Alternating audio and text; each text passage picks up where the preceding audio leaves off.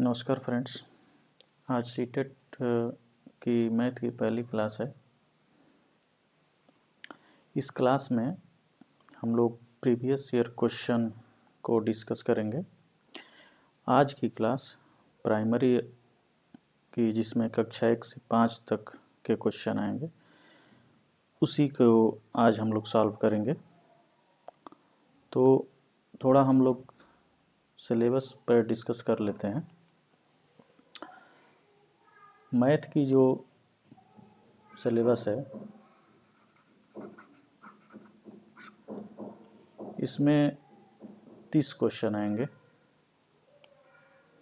जिसमें से 15 question numerical होंगे।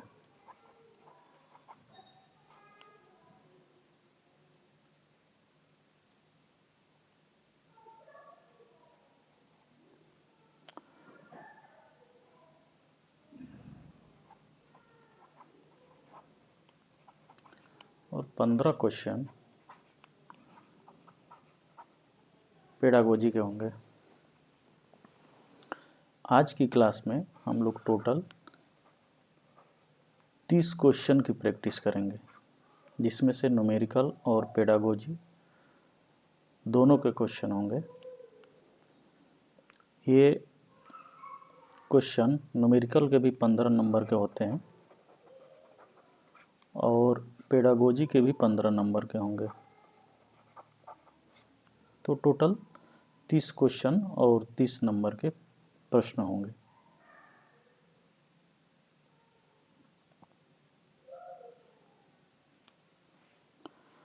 तो सारे क्वेश्चन एमसीक्यू टाइप के होंगे और प्रीवियस ईयर के क्वेश्चन होंगे, जो हमने प्रीवियस ईयर पेपर से लिया है सारे क्वेश्चन को।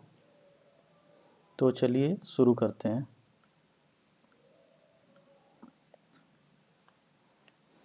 पहला क्वेश्चन है,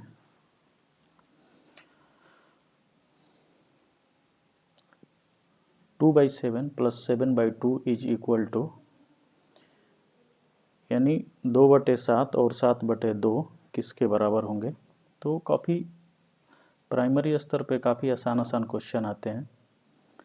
तो हम लोग देख लेंगे इसको, +7/2 जोड़ लेंगे, डिनोमिनेटर को इक्वल कर लेते हैं, जिसमें एलसीएम ले लेंगे। एलसीएम 14 होगा, तो 4 और प्लस 49, 53 हो जाएगा।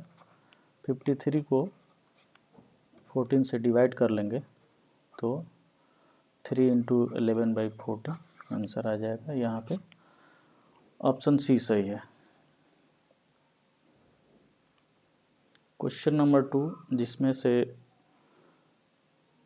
कुछ नंबर्स दिए हुए हैं और ये पूछ रहा है कि which of the following represent descending order arrangement of the number. यानी डिसेंडिंग आर्डर, घटते हुए क्रम में संख्याओं को लगाना है और इसमें से कौन से ऑप्शन सही हैं और वो ही क्रम में।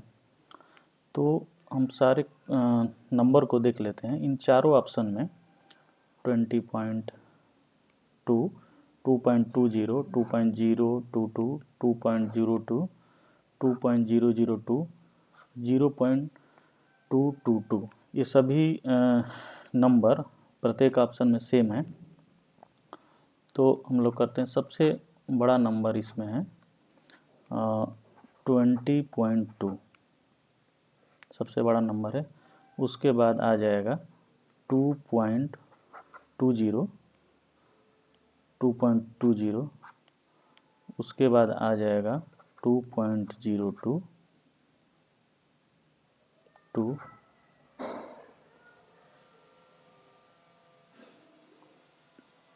2.022, उसके बाद आ जाएगा आपका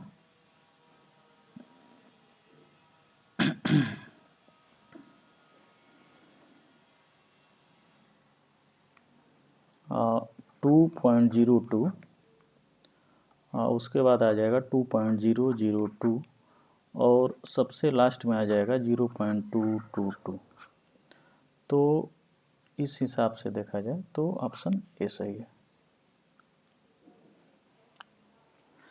Difference between the least common multiple of 4, 5 and 6 and the least common multiple of 5, 6 and 10 is 4, 5 और 6 के सबसे छोटे सार्वगुणज और 5, 6 और 10 के सबसे छोटे सार्वगुणज के अंतर क्या होंगे। तो 4, 5, 6 का हम लोग एलसीएम देख लेंगे, इसका एलसीएम निकालना है। लिस्ट कॉमन मल्टीपल यानी एलसीएम इसका शॉर्ट रूप होता है, और एचसीएफ का फुल फॉर्म होता है हाईएस्ट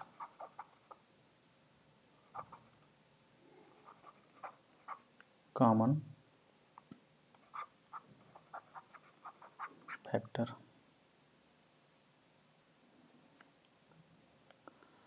तो इसका एलसीएम हम लोग ले लेंगे, एलसीएम निकालेंगे। इसका एलसीएम या तो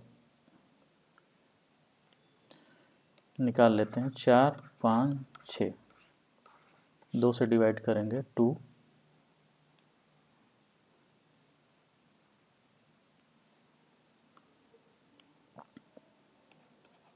5, 3 2 से डिवाइड करेंगे 1, 5, 3 फिर 3 से डिवाइड करेंगे 1, 5, 1 और फिर 5 से 1, 1। ऐसे ही एलसीएम निकाला जाता है।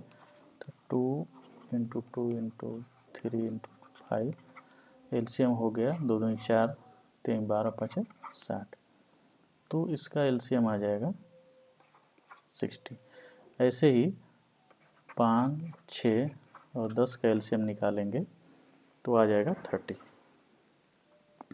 तो कह रहा है कि इसमें अंतर निकालना है। 60 minus 30 is equal to 30। Option number A सही है।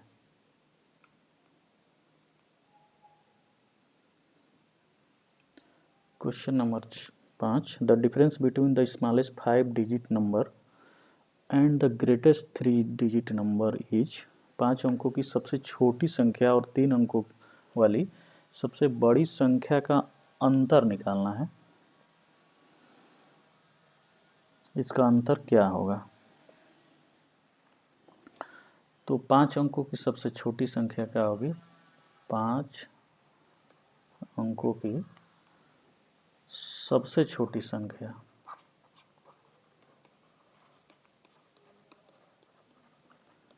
सबसे छोटी संख्या 5 अंकों की हो जाएगी 1 2 3 4 5,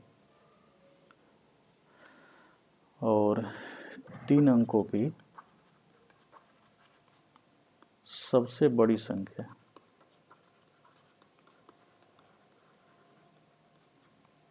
3 अंकों की सबसे बड़ी संख्या हो जाएगी 999।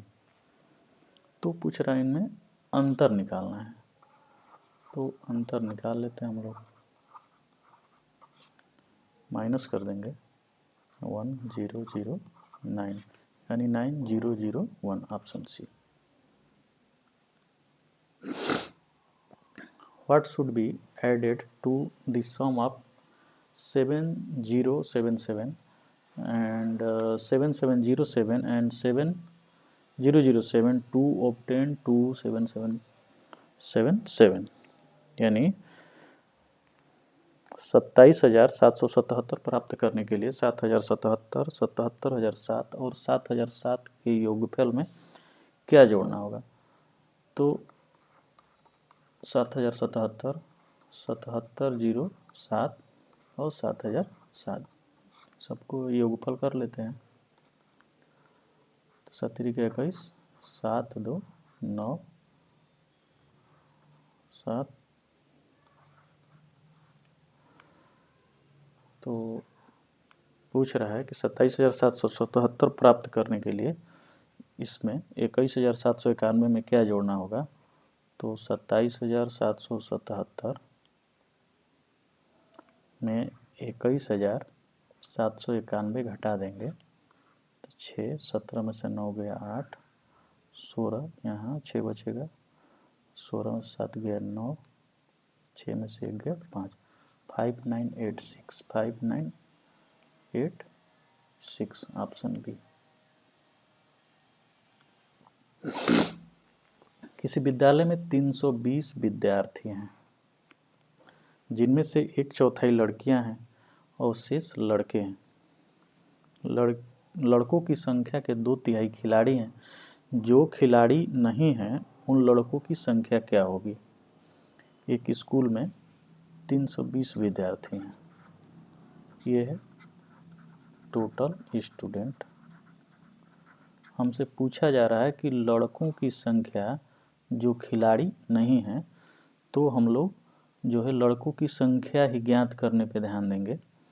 तो इसमें से 1/4 लड़कियां हैं, तो 1/4 अगर गर्ल है तो 3/4 क्या होंगे? बॉयज होंगे। 1 - 1/4 करेंगे तो 3/4 आएगा, जो कि लड़कों की संख्या होगी।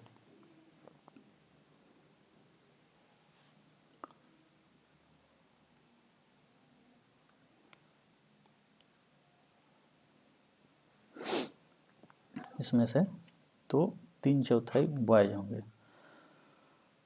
तो 320 का 3/4 निकाल लेंगे, 4 से कटाएंगे 80 और 3 का 24 यानी 240। तो स्कूल में बॉयज कितने हो गए? बॉयज हो गए 240 और गर्ल्स कितनी हो गई? 320 में से 240 घटाएंगे तो 80। अब कह रहा है कि लड़कों की संख्या के 2/3 खिलाड़ी हैं, 2/3 खिलाड़ी हैं, ठीक है। तो खिलाड़ी नहीं है कितने? 1/3, ठीक। तो 240 का 1/3 निकाल लेंगे। क्यों निकालेंगे? जो खिलाड़ी नहीं है उन लड़कों की संख्या पूछ रहा है, तो डायरेक्ट हम जो खिलाड़ी नहीं है उन्हीं की संख्या निकाल ले रहे हैं। 240 का 1/3 काट देंगे, 80 आ जाएगा। यानी 80 बॉयज ऐसे हैं जो खिलाड़ी नहीं है, ऑप्शन ए। एक टैक्सी का मीटर पहले 2 किलोमीटर की यात्रा के लिए 40 रुपये का भाड़ा दिखाता है, ठीक है।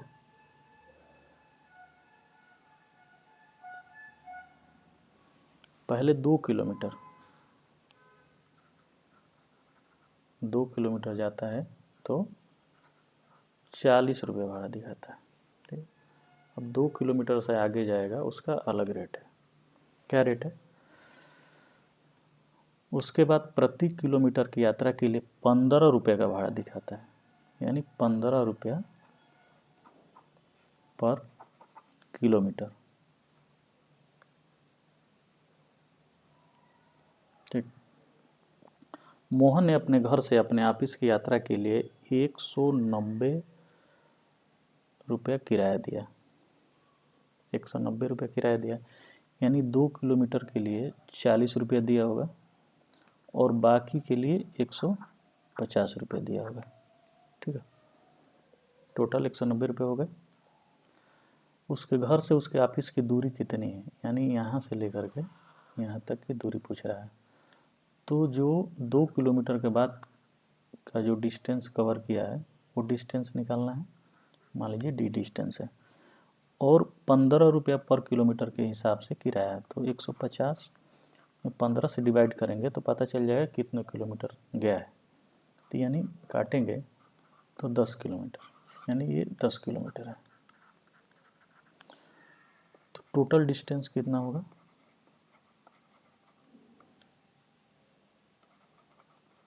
टोटल डिस्टेंस हो जाएगा 2 किलोमीटर पहले और 10 किलोमीटर बाद में, यानी 12 किलोमीटर, ठीक है। 8वां क्वेश्चन है, एक बाल्टी के 2/7 भाग में पानी है। A bucket is 2/7 filled with water. Another 15 liter of water is needed to fill the bucket to its brim. What is the capacity of bucket? यानी बाल्टी की पूरी धारिता पूछ रहा है। यानी 2/7 भाग क्या हुई है? पानी भरा हुआ है। बाल्टी की 2/7 भाग में पानी भरा है, ठीक है। 2/7 भाग पानी भरा है, तो खाली कितना है? 5/7 भाग, इतना भाग खाली है। बाल्टी को ऊपर तक भरने के लिए 15 लीटर पानी की और आवश्यकता है, यानी 5/7 भाग को भरने के लिए कितना लीटर पानी चाहिए? 15 लीटर। ठीक है, तो 5/7 भाग को भरने के लिए 15 लीटर पानी चाहिए, तो एक भाग को भरने के लिए 1/7 भाग को भरने के लिए 5 से काट देंगे, 3 लीटर। तो टोटल धारिता कितनी हो गई? 7 × 3 = 21 लीटर, क्योंकि टोटल धारिता कितनी है बाल्टी की? 7, जिसमें से दो भाग पानी भरा है और 5 भाग खाली है। टोटल धारिता कैपेसिटी 7 है, जिसमें से 2 भरा है, 5 खाली है। ठीक है, इसी 5 को भरने के लिए 15 लीटर पानी की आवश्यकता है, जो कि क्वेश्चन में हमारा दिया हुआ है कि 15 लीटर पानी इसको भरने के लिए चाहिए, यानी 5 भाग को भरने के लिए 15 लीटर पानी चाहिए। तो टोटल धारिता कितनी है? तो हमने 5 भाग को 15 लीटर, एक भाग को भरने के लिए 3 लीटर हो जाएगा, 7 भाग को भरने के लिए 7 × 3, यानी टोटल 21 लीटर धारिता हो जाएगी बाल्टी की।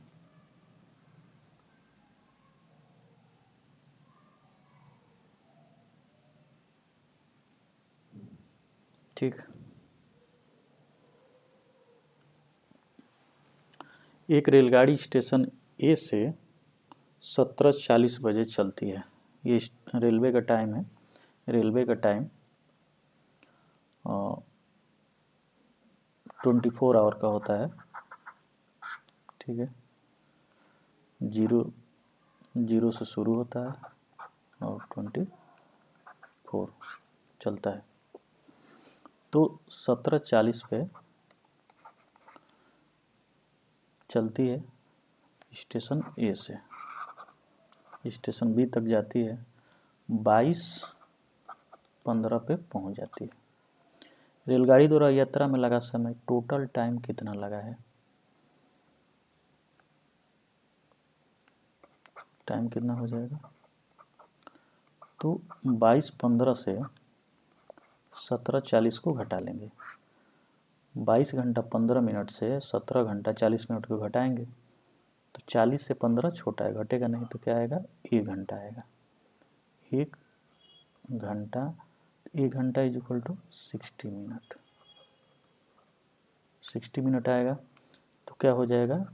21 घंटा 60 या प्लस जोड़ देंगे, 60 और प्लस 15 कितना हो जाएगा? 75 मिनट, यानी 21 घंटा 75 मिनट में से 17 घंटा 40 मिनट घटा लेंगे, कितना हो? 35 मिनट, और 21 में 17 गया 4, यानी 4 घंटा 35 मिनट। ठीक है, ऑप्शन सी, 4 घंटा 35 मिनट लगा। A 90 centimetre long wire is bent to form a rectangle. एक आयत बनाया गया है, 90 सेंटीमीटर का एक वायर है जिसको मोड़ करके एक आयत बनाया गया है। ठीक है, थोड़ा टेढ़ा हो गया है, इसको हम सीधा कर लेते हैं। ठीक,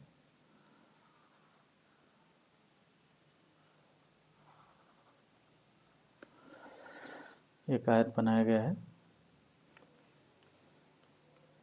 ये आयत की मान लीजिए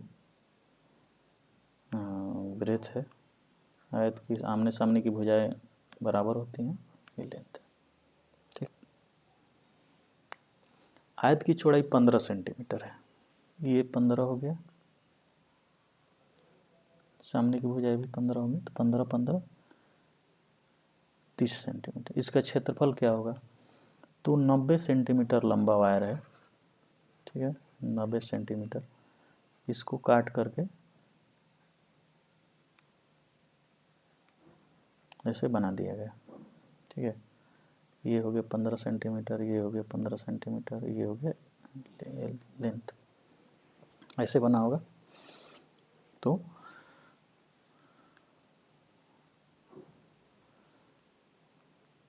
पेरीमीटर इसका क्या हो जाएगा, 90 सेंटीमीटर, 90 यानी 2b + 2l।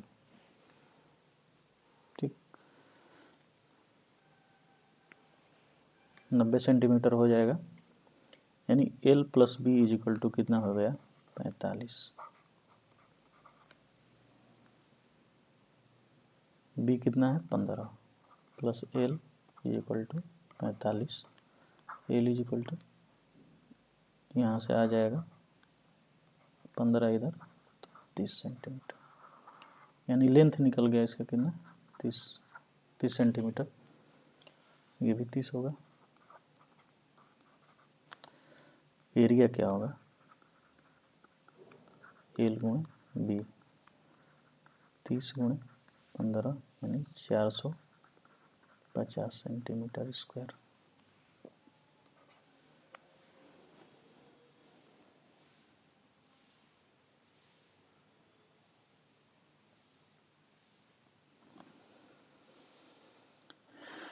अगला क्वेश्चन देखते हैं। 4 और 2/3 समकोणों में डिग्रियों की संख्या 395 से कितनी अधिक होगी। काफ़ी आसान सवाल है। The number of degree in 4 and 2/3 right angles is how much more than 395। Right angle में एंगल कितनी होती है, राइट एंगल = 90 डिग्री। तो 4 + 2/3 राइट एंगल कितना हो जाएगा, जोड़ देंगे इसको तो 3 चौका 12, 2 14/3 × 90, ये कट जाएगा 30, 14 × 42, 420 डिग्री। पूछ रहा है 395 से कितना अधिक है, तो 420 में से 395 घटा देंगे तो हमारा आ जाएगा 25 डिग्री, ऑप्शन डी।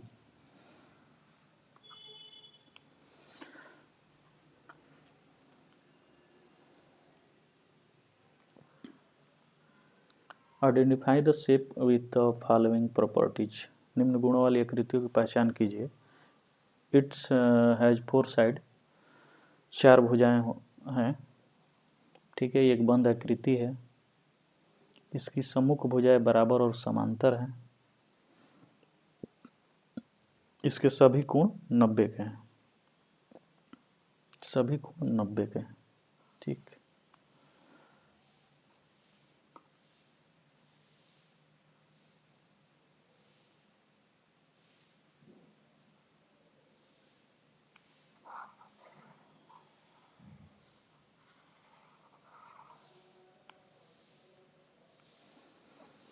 सभी कोण 90 के हैं, तो एक बनाते हैं 90, 90, 90 और 90। सभी कोण 90 के हो गए। 4 भुजाएं हो गई, बंद आकृति है।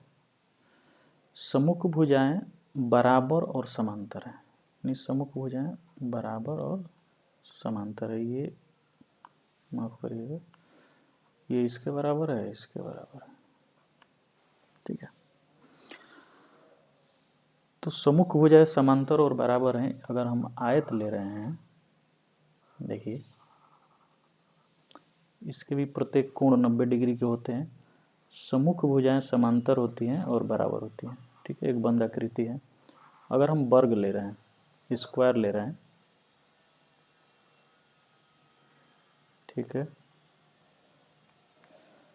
तो इसमें भी क्या होगा,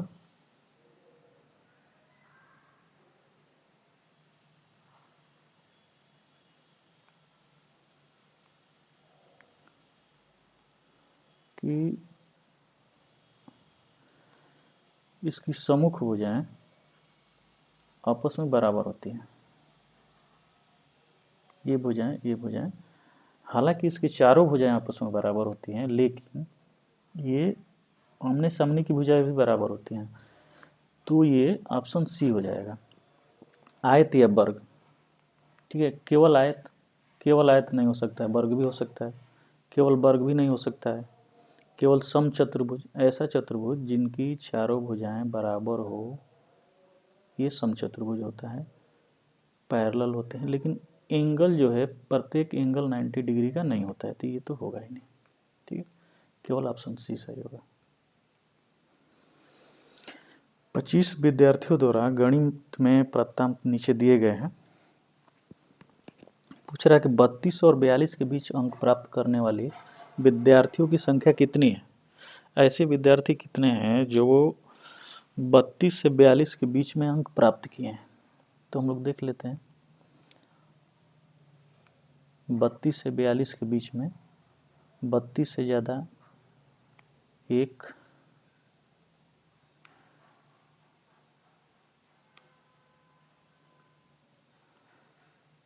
ये नहीं है, ये भी नहीं है, ये भी नहीं है, ये भी नहीं है, ये भी नहीं है।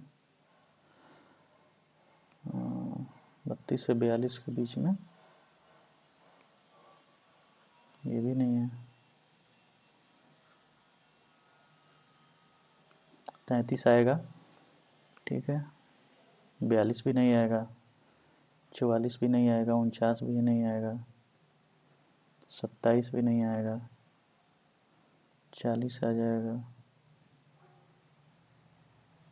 43 भी नहीं आएगा।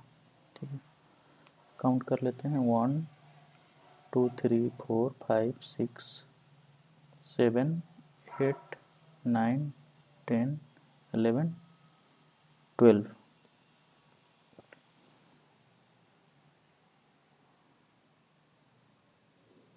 यानी 12 विद्यार्थी हैं, 12 स्टूडेंट हैं, जिनका नंबर 32 और 42 के बीच में है। यानी 32 वाला भी शामिल नहीं है और 42 वाला भी शामिल नहीं है। यानी 33 से लेकर के और 41 तक के स्टूडेंट इसमें शामिल है। ऐसे 12 स्टूडेंट।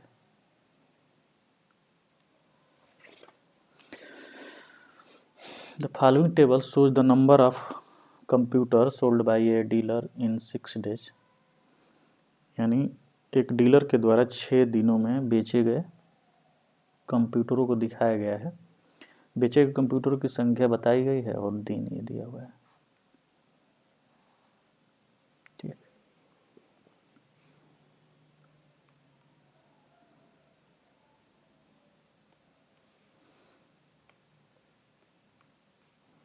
पूछ रहा है कि सोमवार, बुधवार और शनिवार, सोमवार, बुधवार और शनिवार 3 दिन विक्रेता द्वारा बेचे गए कंप्यूटरों की कुल संख्या कितनी है।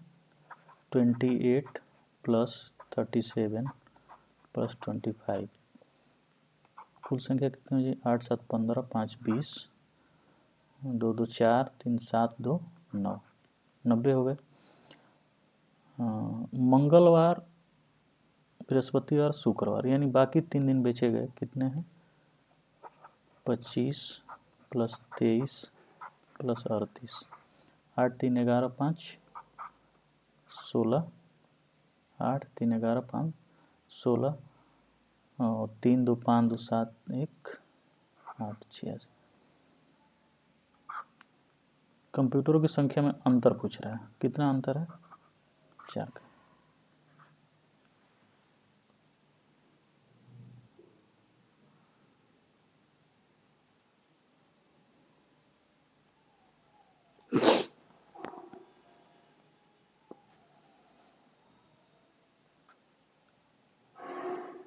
निम्न पैटर्न का अवलोकन कीजिए।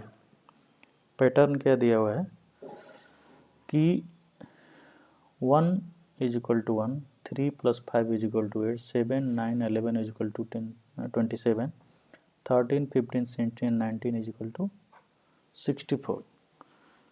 What will be the number on the right hand side in the next row? यानी जब अगली संख्या अगर लिखी गई होती, 4 पंक्ति लिखा गया, 4 लाइन लिखी गई, 5वीं लाइन लिखी गई होती, तो लास्ट में यहाँ पर क्या आता? ठीक है, तो अगली संख्या क्या होगी? पहली लाइन में 1 है, दूसरी लाइन में 3 + 5 है, तीसरी लाइन में 7 9 11 है, चौथी लाइन में 13 15 17 और 19 है। यानी ये लगातार जो है विषम संख्याओं का जोड़ है। अगली लाइन में क्या होगा? 21 23 25 + 27 प्लस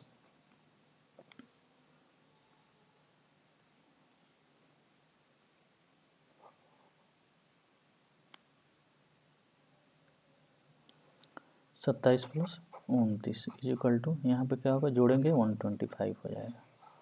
ठीक है, ऑप्शन सी सही है। ऐसे भी देखिए, ये क्या है? 1 का स्क्वायर, ये क्या है? 1 का क्यूब, 2 का क्यूब, 3 का क्यूब, 4 का क्यूब है, यहाँ क्या आएगा? 5 का क्यूब। इस तरह से भी इसके ऑप्शन ज्ञात किए जा सकते हैं। यहाँ से पेडागोजी शुरू होती है। ये 15 नंबर के पेडागोजी होंगे।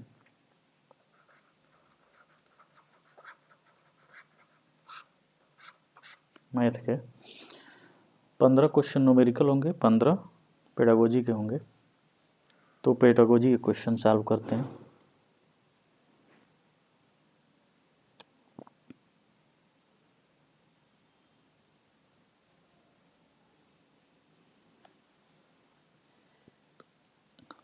क्वेश्चन दिया, राष्ट्रीय परिचर्चा रूपरेखा 2005 के अनुसार गणित के शिक्षण अधिगम में मुख्य व्यवस्थागत समस्याओं में से एक है कोष्ठीकरण यानी कंपार्टमेंटाइजेशन। ये क्या दर्शाता है? कोष्ठीकरण क्या दर्शाता है? तो ऑप्शन दिया, उनकी क्षमताओं योग्यताओं के आधार पर यहाँ एक ही कक्षा के विद्यार्थियों का विभिन्न खंडों यानी विभिन्न सेक्शनों में व्यवस्थित रूप से विभाजन करना।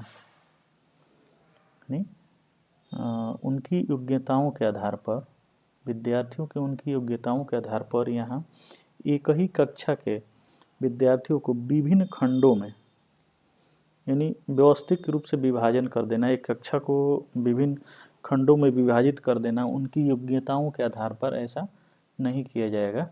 ठीक है, ये ऑप्शन नहीं हो सकता है। ठीक है, ऑप्शन बी कह रहा है, यहाँ प्राथमिक विद्यालय और हाई स्कूल के गणित शिक्षक के मध्य बहुत ही कम व्यवस्थित संवाद है।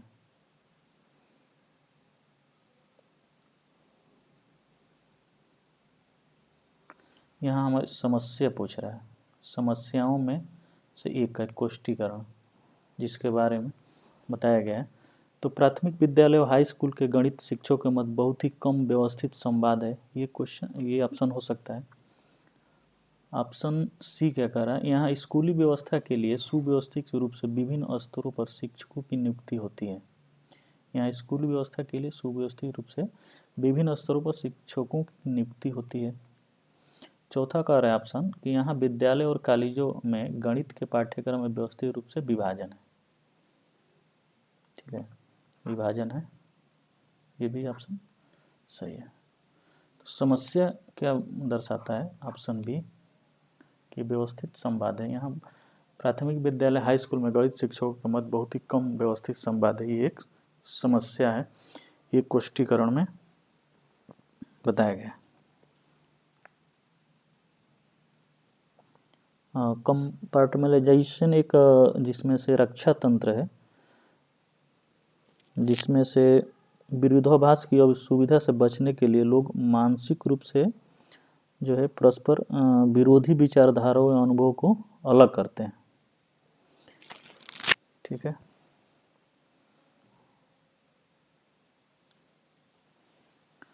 Which of the following statement is the most appropriate for standardized test in mathematics? निम्न से कौन सा कथन गणित में मानकीकृत परीक्षाओं के लिए सर्वाधिक उपयुक्त है। मानकीकृत परीक्षाओं के लिए सर्वाधिक उपयुक्त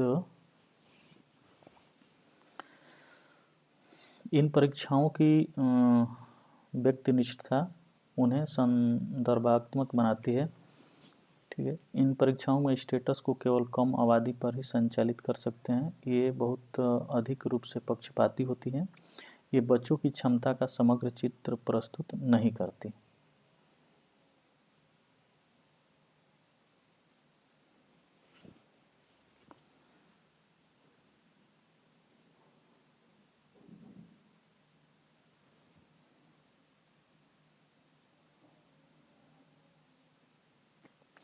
इसमें ऑप्शन नंबर डी सही है, यानी ये बच्चों की क्षमता का समग्र चित्र प्रस्तुत नहीं करते हैं। Do not give an overall picture of child's ability.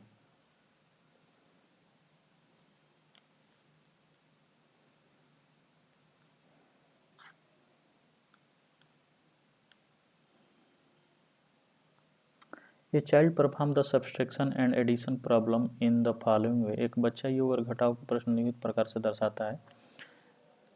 6 - 3 = 4 लिखता है। ये लिखना चाहिए 3, इसकी जगह वो 4 लिख देता है। 6 + 4 = 10 सही लिखता है। 2 + 7 = 9 सही लिखता है। ठीक है, 9 - 7 = लिखना चाहिए यहाँ पे 2, तो 3 लिखता है। उपयुक्त परिस्थितियों में बच्चा निम्नलिखित में से किन अवधारणाओं से गलत तरीके से अनुप्रयोग कर रहा है। ठीक है, स्थानीय मान नहीं, ये नहीं होगा। समानुपातिकता ये भी नहीं होगा। पश्चिमगामी या पश्च गिनती करना, संख्या या संख्याओं का बोध।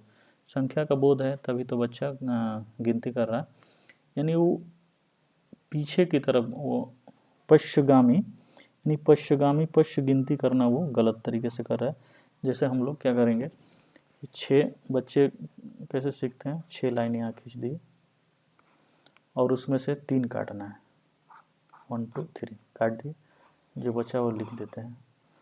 तो ये गलती कर रहा है वो पश्चिगामी। ऑप्शन सी सही होगा।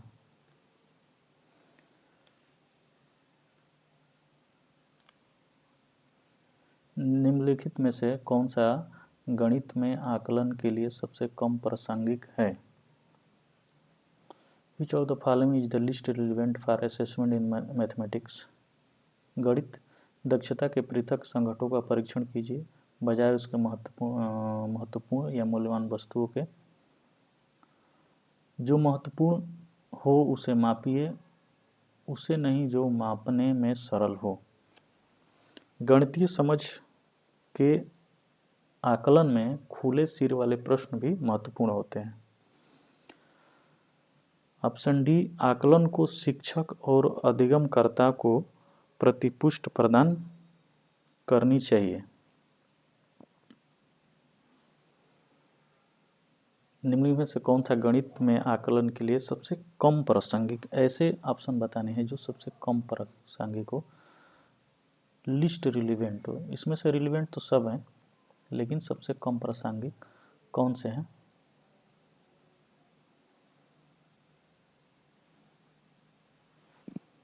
इसका ऑप्शन हो जाएगा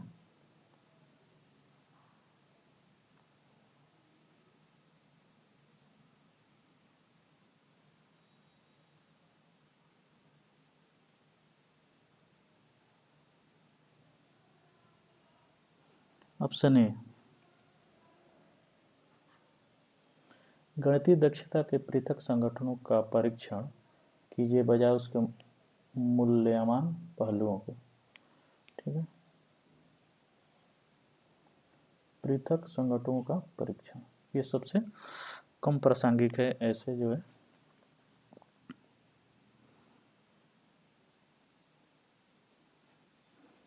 गणितीय दक्षता में पृथक संगठनों का परीक्षण कीजिए बजाय उसके महत्वपूर्ण मूल्यवान पहलुओं के।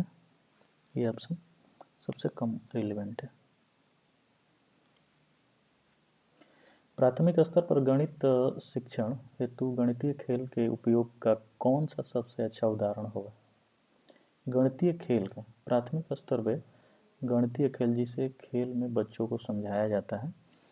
सबसे अच्छा उदाहरण क्या होगा? बच्चों को संख्या अंक लिखे हुए कुछ खिलौने देकर स्वयं खेलने की अनुमति देना। क्या इससे शिक्षण होगा? ऑप्शन बी कह रहा है अवधारणाओं के निर्माण हेतु शिक्षक या शिक्षिका प्रतिदिन की पाठ्य योजना में गणितीय पहेलियों, आकृतियों, पत्थरों, डंडियों जैसे सामग्रियों का उपयोग करते हुए गणितीय खेलों को सम्मिलित करती। यह हो सकता है शिक्षक या शिक्षिका खेल के मैदान में गणित का शिक्षण करा रही हैं। बच्चों को वीडियो गेम्स खिलौने खेलना, क्योंकि ये नहीं होगा, गणित चिंतन को बढ़ावा देता है। वीडियो गेम से रिलेटेड इस तरह के क्वेश्चन आएंगे तो वो ऑप्शन गलत ही माने जाएंगे। खेल के मैदान में शिक्षक या शिक्षिका खेल के मैदान में गणित का शिक्षण करा रही हैं, ये भी हो सकता है। ठीक है, बच्चों को लिखे हुए कुछ खिलौने देकर स्वयं खेलने की अनुमति देना, ये भी किया जा सकता है। लेकिन पूछ रहा है प्राथमिक स्तर पर गणित शिक्षण हेतु गणितीय खेल के उपयोग का कौन सा सबसे अच्छा उदाहरण है? सबसे अच्छा उदाहरण ये होगा कि शिक्षक या शिक्षिका प्रतिदिन पाठ्य योजना बनाए जिसमें से गणित की पहेलियों, आकृतियों, पत्थरों, डंडियों जैसे सामग्रियों का उपयोग करते हुए गणित के खेलों को सम्मिलित करें। ये सबसे अच्छा उदाहरण होगा उसका।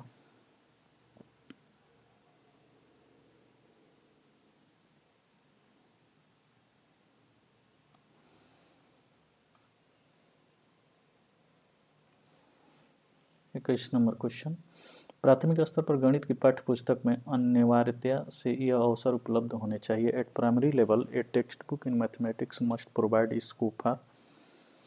एक प्रश्न के कई जटिल अवधारणाओं का समाकलन होना चाहिए। क्या ये प्राथमिक स्तर पर सही है?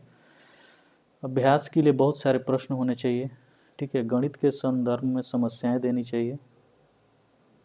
कंटेक्चुअल प्रॉब्लम इन मैथमेटिक्स, औपचारिक कलन विधि का अभ्यास कराना चाहिए।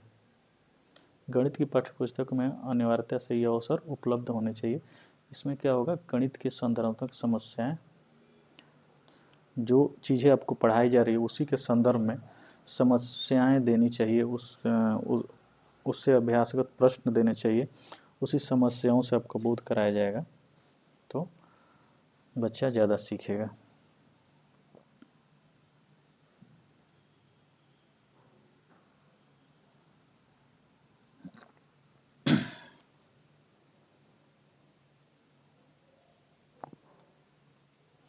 स्थानीय विषय वस्तु और आस्वाद के साथ राष्ट्रीय पाठ्यपुस्तक है। राष्ट्रीय शिक्षा नीति 2020 के आलोक में निम्न में से कौन से दिए गए कथन के अर्थ को निरूपित करती है?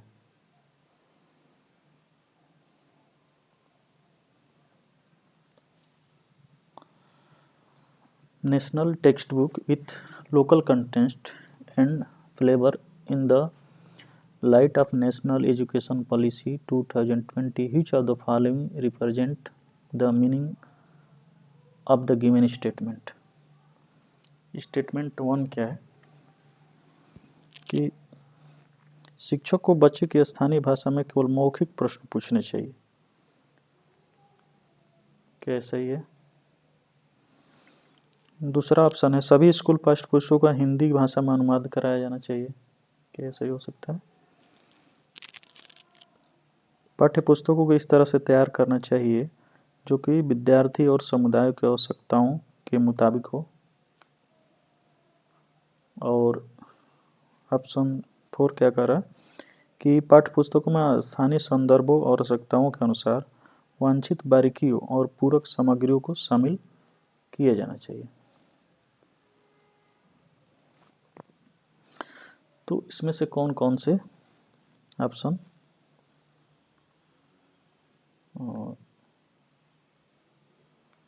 हो सकते हैं? 1 2 केवल 4, 2 और 3, 3 और 4। स्थानीय विषय वस्तु और आस्वाद के साथ राष्ट्रीय पाठ्यपुस्तक राष्ट्रीय शिक्षा नीति 2020, इसके संदर्भ में हमें बताना है। आलोक के अर्थ निम्नलिखित में से कौन सा दिए गए कथन के अर्थ को निरूपित करता है? ठीक है, ये नहीं होगा। स्थानीय भाषा में केवल मौखिक प्रश्नों, ये नहीं होगा। सभी पाठ्यपुस्तकों को हिंदी भाषा में अनुवाद कराया जाना चाहिए, ये भी नहीं होगा। ठीक है, पाठ्यपुस्तक को इस तरह से तैयार करना चाहिए जो कि विद्यार्थी और समुदाय को आवश्यकताओं के मुताबिक हो, ये हमारा हो सकता है, ये भी होगा। और पाठ्यपुस्तक को स्थानीय संदर्भों और सामग्रियों में शामिल करनी चाहिए, ऑप्शन 3 और 4। ठीक है, ऑप्शन डी सही है।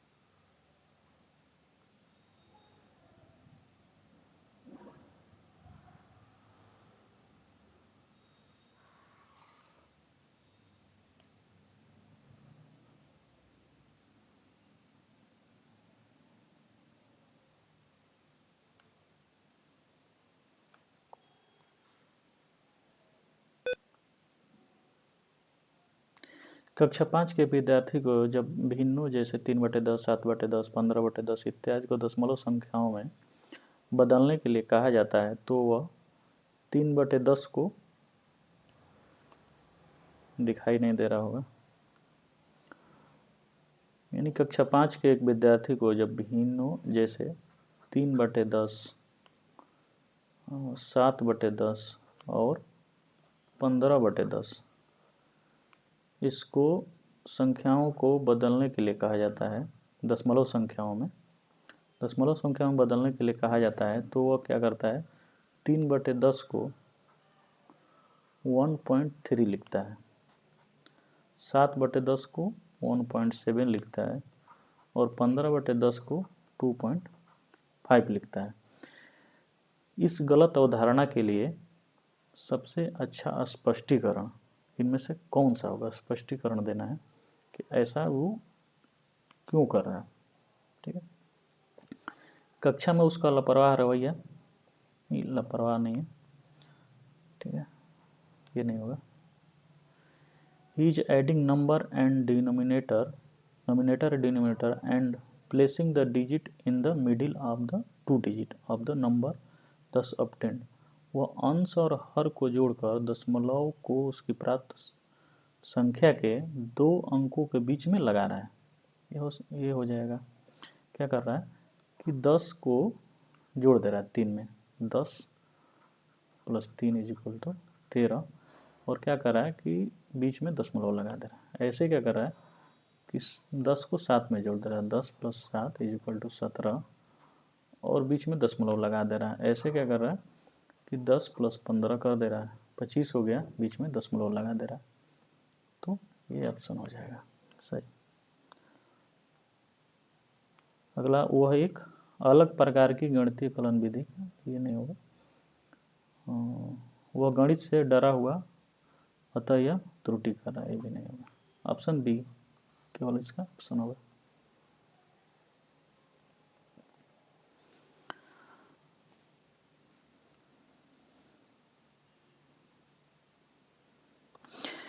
एक शेषफल सर्वदा भाजक से कम होता है। जब हम लोग किसी संख्या में भाग देते हैं, ठीक है, तो यहाँ क्या होता है, डिवाइजर, यहाँ होता है डिविडेंड, और यहाँ होता है रिमाइंडर, यानी शेषफल।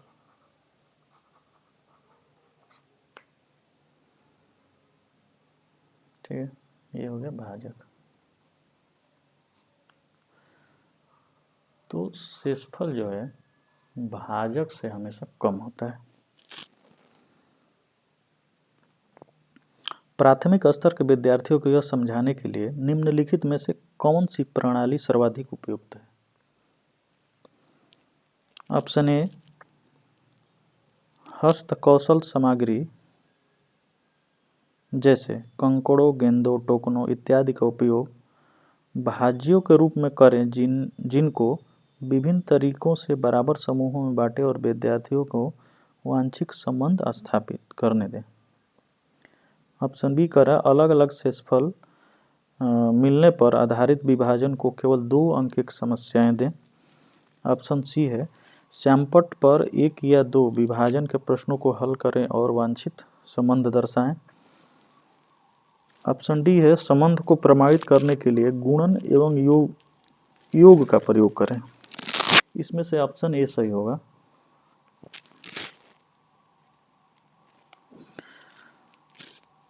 क्योंकि हस्तकौशल सामग्री जैसे कंकड़ों, गेंदों, टोकनों इत्यादि का उपयोग भाज्यों के रूप में करें, ठीक है, जिनको विभिन्न तरीकों से बराबर समूहों बांटे और विद्यार्थियों को वांछित संबंध स्थापित करने को कहें। तो मान लीजिए कुछ हमने गेंद ले लिया, ठीक है, जैसे हमने 40 गेंद ले लिया, ठीक है,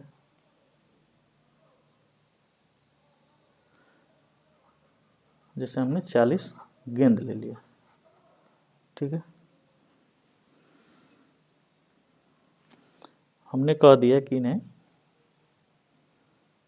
6 बच्चों में बराबर बराबर बांटे, 6 बच्चों में बराबर बराबर बांटे। तो 6 बच्चों में जब 40 गेंद को बांटेंगे, 4, 5 और 6, कितना आएगा? सबका 6 आएगा। तो 6 6 का 36, फिर भी 4 गेंदे शेष रह जाएंगी। तो क्या होता है कि 6 6 बांटने के बाद भी 4 गेंदे शेष रह गई और उनको ये बताना है कि शेष जो शेषफल आया है 4 हमेशा भाजक से कम होता है। और भाजक क्या है? यहाँ बच्चे हैं, जो 6 बच्चे हैं वो भाजक है, ठीक है। अगर ये 2 गेंद और होती, ठीक, यानी 40 की जगह 42 गेंद होती तो सबको क्या आ जाता? 7 गेंद आ जाती। इसको भी 7 होता, इसको भी 7, इसको भी 7, इसको भी 7 और इसको भी, सबको 6 बच्चे को 7 गेंद मिल जाती। लेकिन 6 क्यों मिली? क्योंकि 40 ही गेंद है, 2 गेंदें कम है।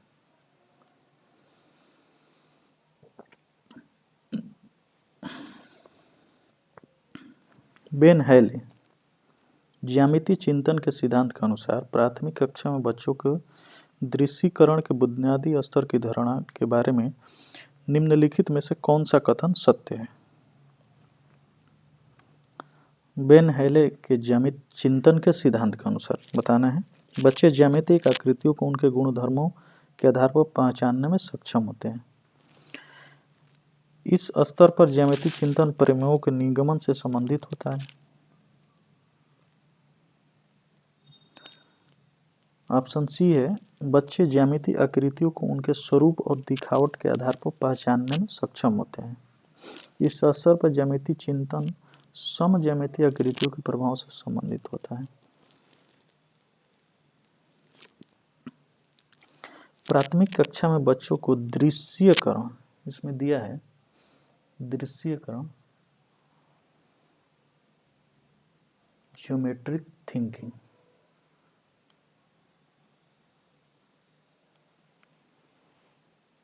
विजुअलाइजेशन, ज्योमेट्रिक थिंकिंग यानी ज्यामितीय चिंतन में दृश्यीकरण, विजुअलाइजेशन में क्या होता है? प्राथमिक स्तर पर बच्चा छोटा होता है जब, तो क्या करता है? आकृतियों को देखता है, ठीक है, आकृतियों को देख करके उनके गुण धर्म नहीं पहचानता है प्राथमिक स्तर पे। इस स्तर पे ज्यामितीय चिंतन प्रमेयों के निगमन से संबंधित होता है, ये भी नहीं होगा। उनके स्वरूप देखेगा, स्वरूप और दिखावट के आधार पर पहचानने में सक्षम होता है बच्चा प्राथमिक स्तर पे। इस स्तर पर ज्यामितीय चिंतन समज्यामितीय आकृतियों की परिभाषाओं से संबंधित होता है। ठीक है, तो इसमें जो है ऑप्शन सी सही हो जाएगा, क्योंकि विजुअलाइजेशन जो है, विजुअलाइजेशन में बच्चे सिर्फ वस्तु को आकृतियों के स्वरूप और दिखावट के आधार पर ही पहचानते हैं। जैसे मान लीजिए यहाँ क्या है, समोसा है, इस तरह से होता है लगभग, तो वो बच्चा जब देखेगा तो एक त्रिभुज की आकृति उसके दिमाग में हमेशा बैठ जाएगी।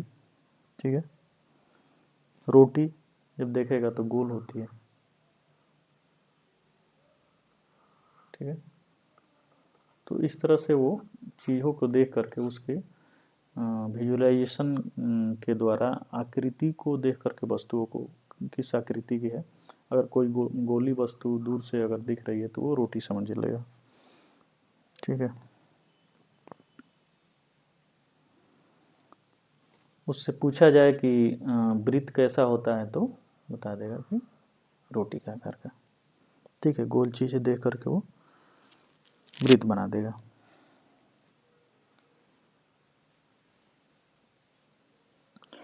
राष्ट्र और बच्चों के श्रेष्ठ संभव भविष्य को सुनिश्चित करने के लिए राष्ट्रीय शिक्षा नीति नेशनल एजुकेशन पॉलिसी 2020 के अनुसार शिक्षकों को अभिप्रेरणा और उसका सशक्तिकरण जरूरी है। इस दृष्टिकथन को साकार करने के लिए सीपीडी माफ करिएगा, सीडीपी नहीं है, सीपीडी जैसे अवसरों को आरंभ करने का सुझाव दिया गया। सीपीडी का अर्थ क्या है? प्रोफेशनल डेवलपमेंट होता है, जिसके टीचर जो है, टीचर जैसे बहुत सारे टीचर एडेज हैं, पहले के 45 साल 50 साल के हैं, तो उनको क्या किया कि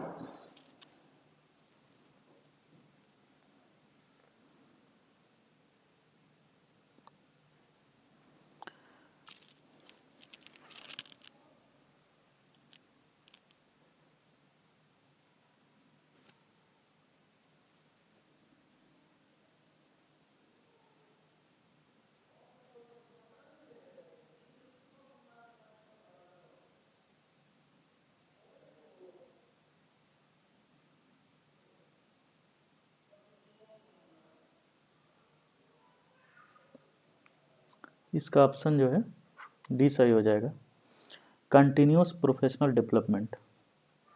जैसे कंटिन्यूस प्रोफेशनल डेवलपमेंट, सतत व्यावसायिक विकास शिक्षकों को उनके नवीनतम विकास के साथ बनाए रखने में मदद करता है। नवीनतम विकास के साथ बनाए रखने में मदद करता है। इसका मतलब ये होगा कि जो आज के छात्रों के लिए वो कंटेंट जो है तैयार करेंगे। जैसे टीचर हैं, जो नए छात्र हैं उनके लिए न्यू कंटेंट, ठीक है, पुराने कंटेंट के अलावा जो नए कंटेंट तैयार कर सकेंगे, नए कौशल न्यू टेक्नोलॉजी को एडाप्ट करेंगे। ठीक है, जो कि उन्हें क्या करेगा, एक कॉम्पिटिटिव बनाएगा। ठीक है, ये चीज़ें हैं। मूल्यांकन विद्यार्थियों की सामान्य एवं विशिष्ट अधिगम कठिनाइयों के निदान में और उसके अनुसार उपचारित शिक्षण की योजना बनाने में डैश की सहायता करती है। Evaluation helps dash in diagnosis the general and specific learning difficulty of a student and planning remedial teaching accordingly।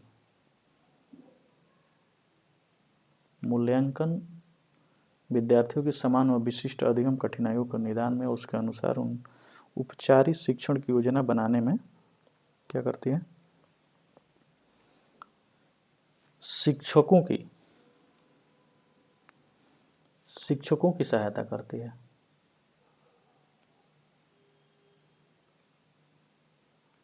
शिक्षक जो है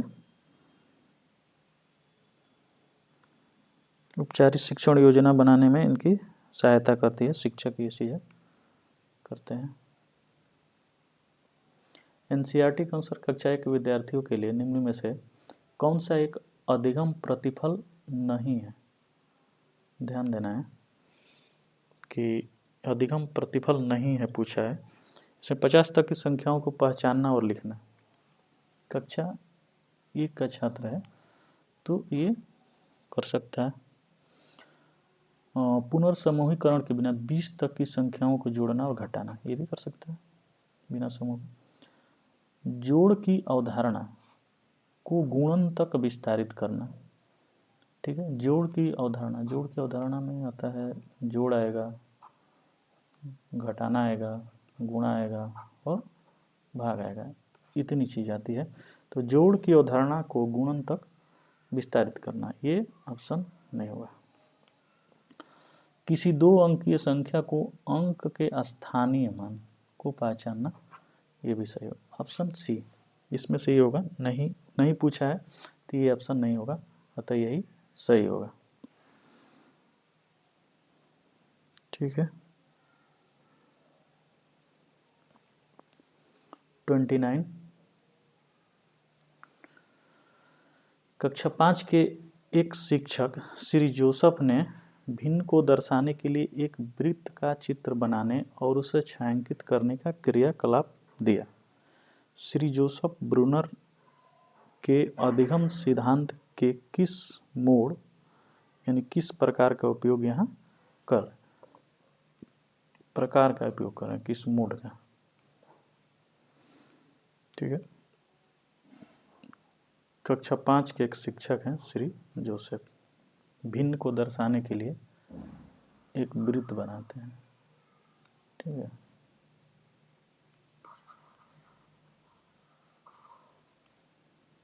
वृत्त बनाते हैं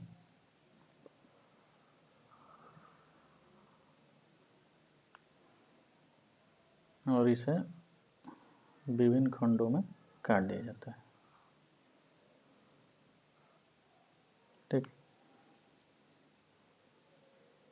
छायांकित कर रहे हैं, मान लीजिए ये कर दिए छायांकित, ये कर दिए, ऐसे कर दे रहे हैं, ऐसे भिन्न को।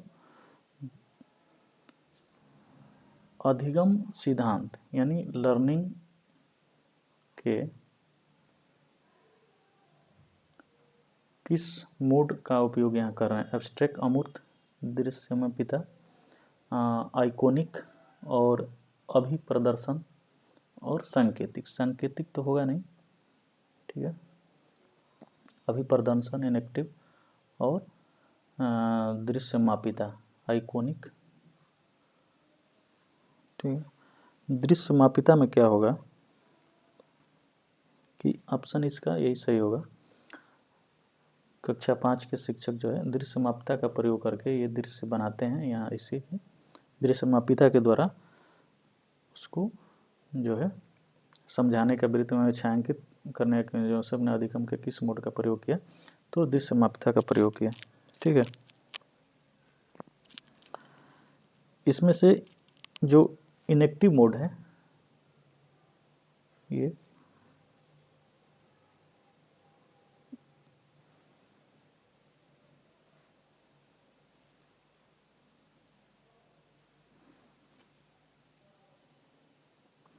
ये जो है 0 से 18 माह,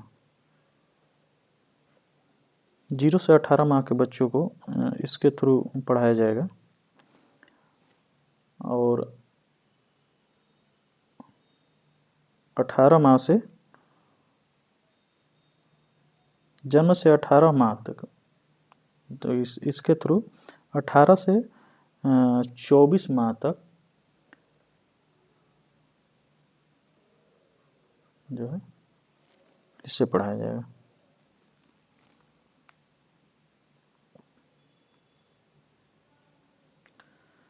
निम्न में से कौन सा कथन सत्य नहीं है? निम्न में से कौन सा कथन सत्य नहीं है? आकृतियों का परिमाप समान किंतु क्षेत्रफल भिन्न हो सकता है। परिमाप समान और क्षेत्रफल भिन्न हो सकता है।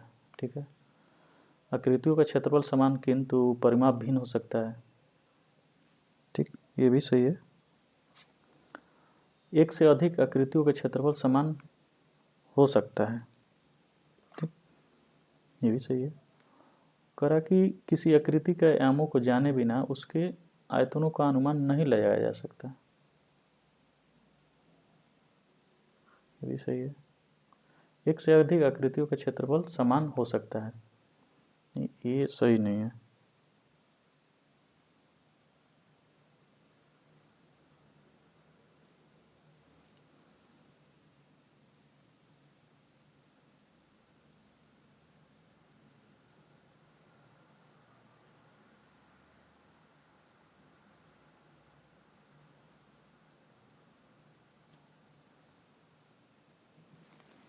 इसका ऑप्शन हो जाएगा डी।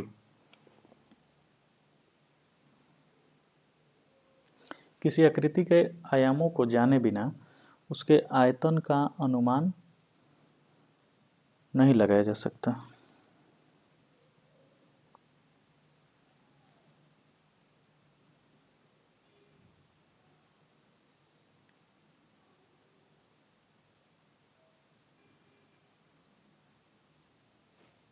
ठीक है, यहाँ पे हमारे 30 प्रश्न कंप्लीट हो गए।